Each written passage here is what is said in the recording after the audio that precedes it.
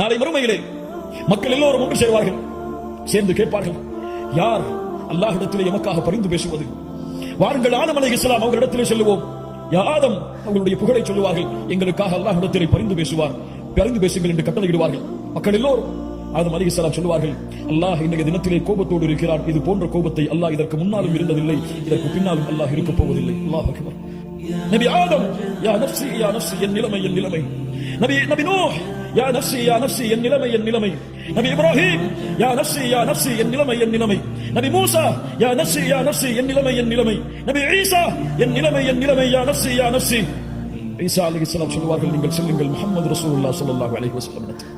உலக மக்கள் எல்லாம் அல்லாஹ்வுடைய தூதரை நோக்கி வருவார்கள் மறுமையில். யா முஹம்மது ரசூலுல்லாஹ், எங்களுக்காக அல்லாஹ்விடத்திலே பரிந்து பேசுங்கள். முஹம்மது ரசூலுல்லாஹ் ஒரு வார்த்தை பேச மாட்டார்கள். நேரடியாக அல்லாஹ்வுடைய அரிசின் நிழலிலே விழுவார்கள் சுஜூதில்.